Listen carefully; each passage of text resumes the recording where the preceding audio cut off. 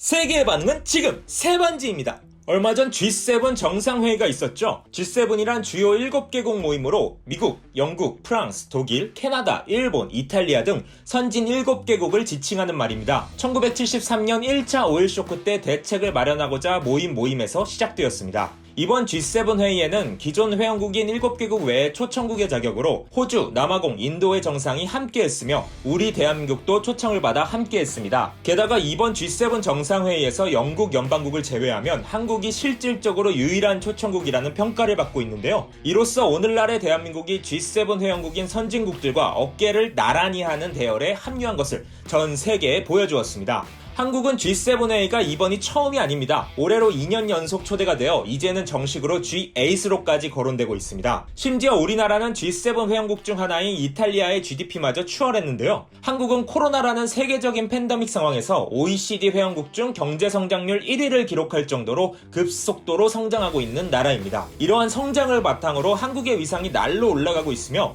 국제사회에서의 입지를 넓혀나가고 있습니다. 이렇게 날로 국력을 키워나가는 우리나라에 티나게 견제를 보내는 나라가 있죠. 바로 일본입니다. 올해 G7 정상회의를 주재하는 영국의 보리스 존슨 총리는 한국 등 4개국과 기존 G7을 더해 민주주의 11이라는 뜻으로 D11으로 확대하는 것에 대한 이야기를 꺼내었고, 이에 일본 정부가 반대 입장을 내었는데요. 그도 당연한 것이 일본은 아시아 유일의 G7 회원국이라는 자부심을 가져왔는데 이제는 그 자리가 흔들리는 것도 모자라 한국이 치고 올라오는 상황이니 반갑지 않은 모양입니다. 일본은 기존 G7 회원국이기 때문에 이번 정상회의도 많은 매체에서 보도를 쏟아내었는데요. 스가 총리의 국제무대에서의 외교에 대한 평가와 더불어 한국의 국제사회에서의 위상을 견제하는 모습을 볼 수 있었습니다. 한국이 일본과 같이 선진국 대열에 오른 것에 바싹 약이 오른 댓글이 많았습니다. 국제법보다 국내법을 우선하는 중국과 같은 결정을 계속하고 있기 때문에 가치관을 공유할 수 있는 나라가 아니다. G7에서 논의할 수 있는 나라가 아니다. 북한에게서 강한 영향을 받고 있으며 오히려 경제 제재의 대상이다. 조약도 지키지 않는 나라, 법을 국민의 감정으로 비트는 국가는 원시국가이므로 선진국끼리의 모임에는 적합하지 않기 때문에 일본 정부의 주장은 옳다.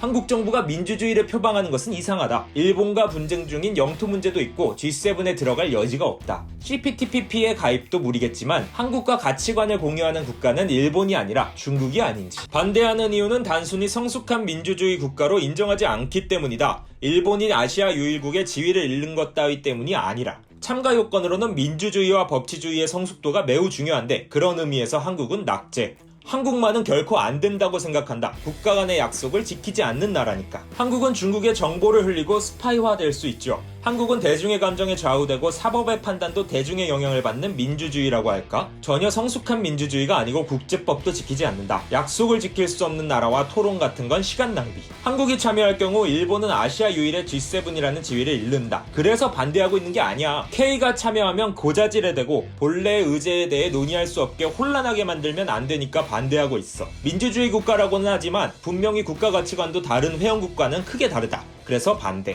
또 한 일본 네티즌이 트위터에 올린 사진으로 시끌시끌해졌는데요. 아래 기사에 나오는 사진 때문입니다. G7 정상들, 문재인 대통령 가리키며 방역 넘버원은 이 사람의 나라라는 제목의 기사인데요. 신종 코로나 바이러스에 대한 대응을 다루는 보건 세션에서 나온 상황인데 보리스 총리가 의제의 내용을 확인하고 방역 넘버원은 이 사람의 나라라고 하자 동시에 바이든 대통령과 함께 문재인 대통령을 지목하는 모습입니다. 이에 도쿄올림픽을 앞두고 신종 코로나 바이러스 방역에 총력을 기울이고 있지만 다른 G7 국가들에 비해 접종이 많이 뒤처진 일본은 예민하게 반응하고 있습니다. 원래 오랫동안 세계 최빈국이었던 만큼 세계 정상을 차지하는 칭찬거리가 없었으니 감개무량하겠지. 국가가 자본주의를 습득해도 조선과 반도체의 세계적 규모가 다인 듯. 잠꼬대 망상 날조 희망찬 기사 가치 없음. 자국 백신의 품절을 더 대대적으로 보도하는 것이 좋다. 코바쿠스에서 지원을 받고 있는 국가를 어느 나라가 믿어? 립서비스와 현실에 구별할 수 없는 불쌍한 나라. 코바쿠스는 혹시 코백스?